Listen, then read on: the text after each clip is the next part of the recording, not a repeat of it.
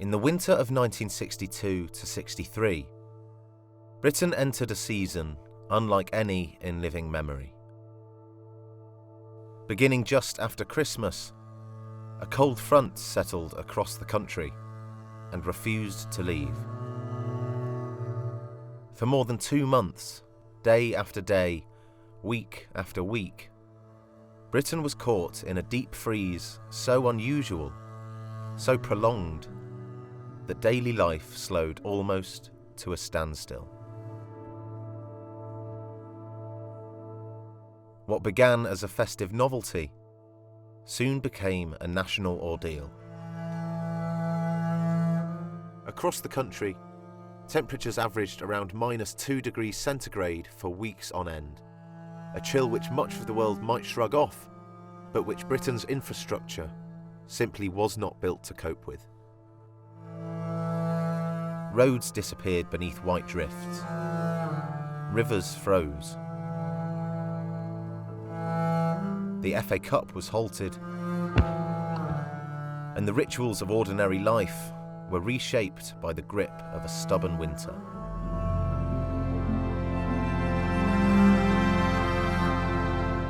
Yet through it all, people found ways to endure, and even to delight in the strange beauty of a frozen Britain.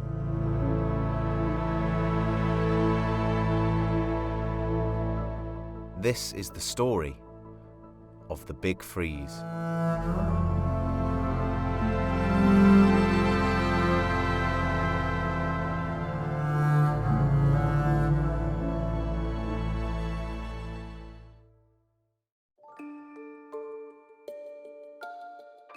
It began in the final days of 1962. Heavy snow on the 27th of December brought disruption, but also a sense of wonder.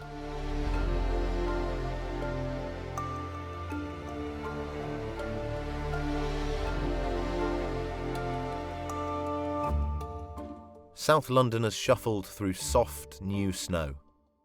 Children claimed Hampstead Heath for sledging.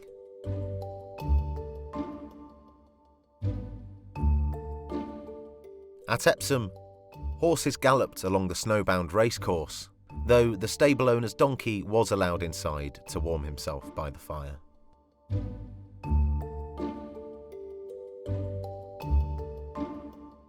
And at London Zoo, the annual census went ahead as usual.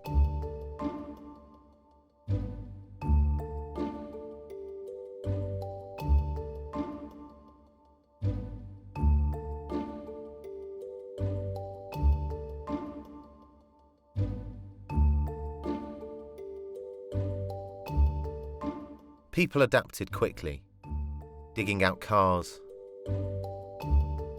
clearing roads, trying out snow sports in Surrey.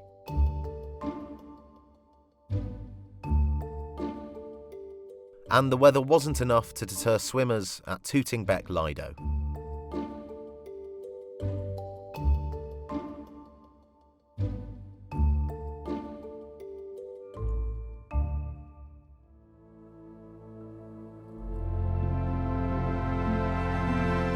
But the festive charm was short-lived. On the 29th and 30th of December, the snow deepened dramatically. Snowdrifts towered more than 20 feet, or 6.1 metres high, in parts of southern England and Wales. Vast walls of snow that buried cars, blocked roads, and cut villages off for days.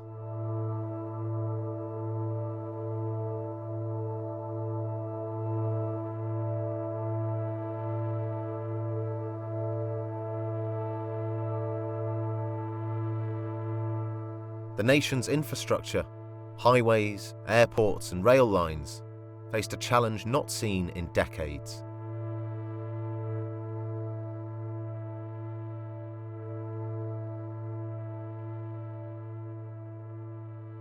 And still, the cold deepened.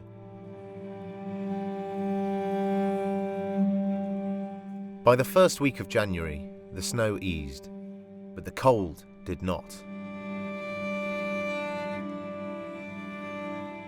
Across much of Britain, temperatures stayed below freezing for more than 2 months, long enough for water mains to freeze solid, for pipes to burst, and for rivers like the Thames and the Medway to develop sheets of thick ice.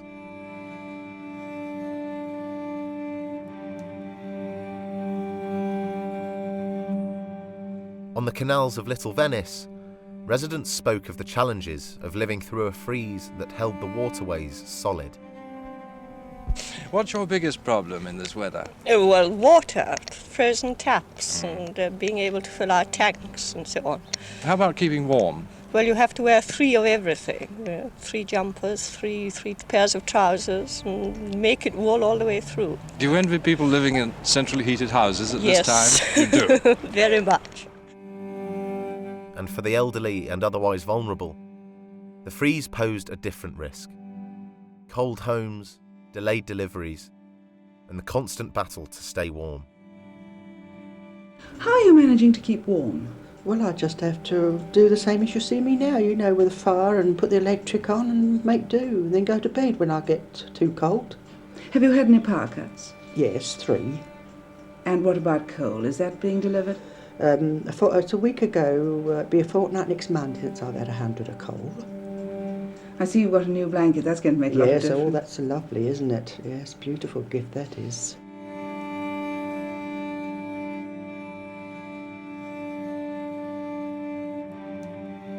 Are you feeling better after your meal, Mr. Freeland? Oh, lovely. How often do you have them?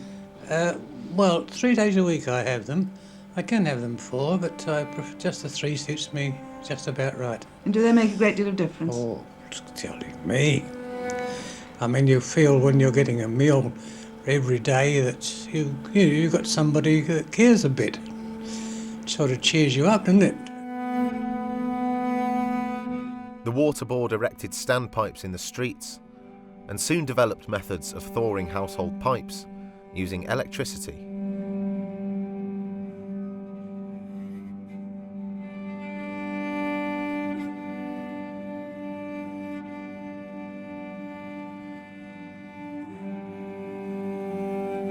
How many jobs can you do in a day? Oh, well, we've, yesterday one of the units did 70. There were no difficult ones there, of course. Is it anything that a home handyman could do for himself? Oh, no, he hasn't got the apparatus and he mustn't mess about with high voltage. It does require a unit such as this to do it. No one can do it himself, that's quite certain. Football, too, succumbed to winter. With temperatures repeatedly plunging well below -10 in many regions, pitches froze so hard they became unusable for weeks at a time. In early February, ITN's John Edwards reported on the hardships faced by clubs across the country as stadia lay silent and the FA Cup schedule fell apart. Remember football? It was the game the British used to play and watch every Saturday until 7 weeks ago. But since the big freeze, 66 league clubs haven't had the chance to play a match at home, and over 250,000 fans haven't had the chance to see them. And tomorrow looks a bleak prospect too. But soccer's not the only thing that's been hit. There's a grim outlook for rugby union and rugby league, although the big rugby union tussle, Wales versus Scotland at Murrayfield, is on due to the Scots centrally heated pitch. With racing, where they haven't yet had the horse sense to get experts to fix the results, it's the same old story. No racing anywhere except possibly in Ireland. Mr. Nicholson, what's been the cost of this cold weather to the Spurs? Well, about £1,000 for ground clearance up to now. But of course, we've lost money in the cup tie too against Burnley, and we've lost a bit of money also in the league match against Blackpool. But of course, the matches have been postponed. They'll be played probably when the weather's better, and probably we might get better gates then. What sort of gates have you been getting? Far down on the usual? Yes, almost 25% down. What's the effect of the players of this hold-up? I beg your pardon, 50% down. 50%? Mm-hmm. What's the effect of players of this hold-up? Well, the problem here is to keep them interested. The footballer likes to be playing every Saturday, and he builds himself up to this league match or this FA Cup match every week. When weeks go by and he doesn't play matches, then it's difficult to keep them interested. Mr. Follows, how far is the FA Cup competition behind now? Quite a way. At this stage of the competition, we should have 16 clubs in it. We've 49. Some big rugger matches have been played recently. Do you think the football clubs haven't done enough to get their grounds ready for this weather? Some rugger matches have been on, and of course so have some soccer matches been on. I should think that there are almost as many rugby matches postponed because of unfitness of ground as there have been soccer matches postponed. There is no doubt, however, that if we are going to get bad weather to the extent we've had it this year, the grounds have got to be treated in some way to keep frost and snow, as far as it's humanly possible, away from the ground. There'd be no question of having summer soccer, for example. At this stage, it's not on, at least for this season.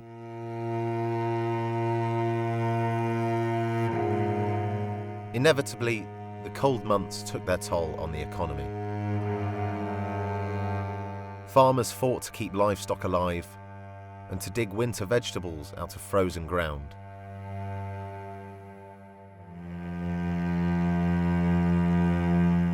And on the canals, the freeze accelerated the decline of commercial cargo traffic, an end of an era for Britain's inland waterways. And it wasn't just inland. Some sea ice extended up to a mile from the Kent coast.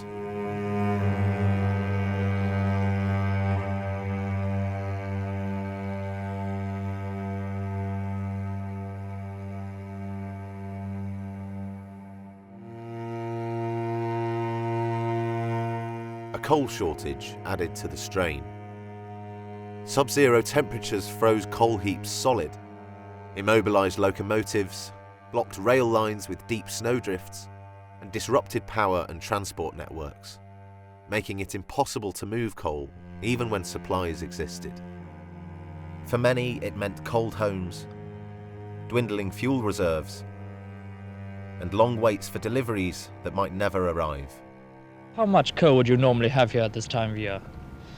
Roughly about 3 weeks' supply, and between 200 and 300 tonne. What have you got at the moment here? Nothing at all. Are you expecting any coal? I have no advices of any sort, and I don't see any hopes of getting in the near future.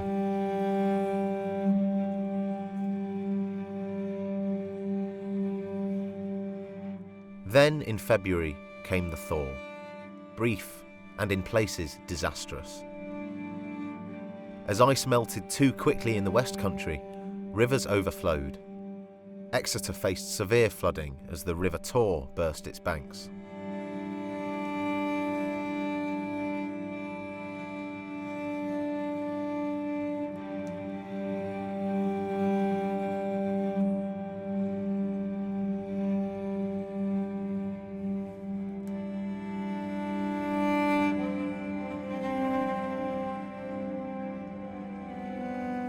But scarcely had people begun to hope before fresh snow fell.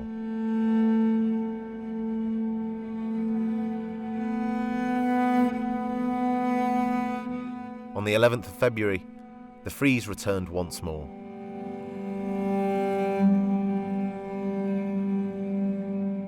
By now, the nation was weary.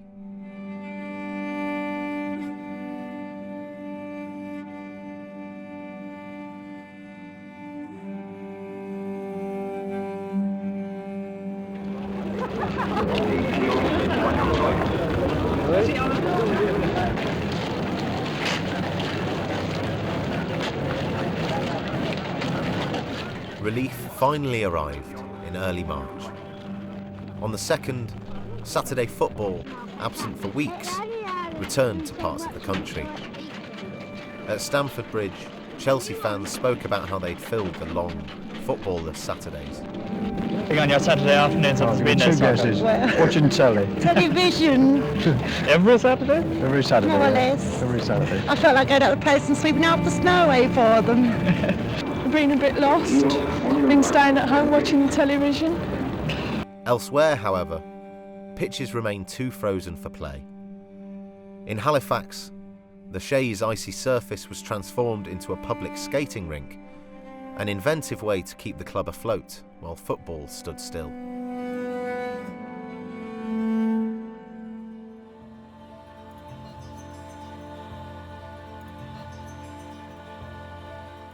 On the 3rd of March, the sun finally broke through. Across the south of England, a bright, unexpected warmth signalled the beginning of the end. In just days, temperatures would climb to 17 degrees, mercifully slowly, preventing a repeat of February's floods.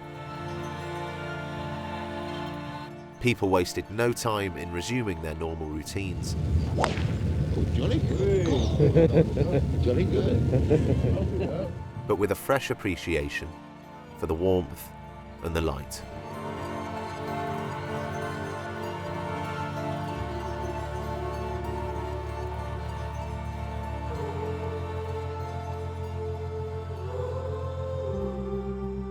After 10 extraordinary weeks, the big freeze had loosened its grip.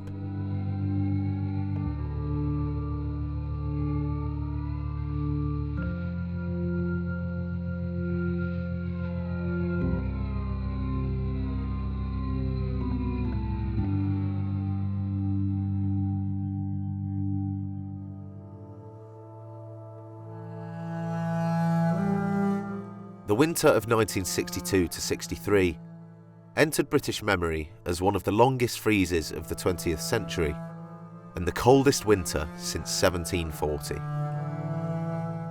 It tested infrastructure, challenged communities, and reshaped industries. Yet it also brought moments of resilience, humour, and kindness, as well as scenes of winter beauty rarely seen before or since.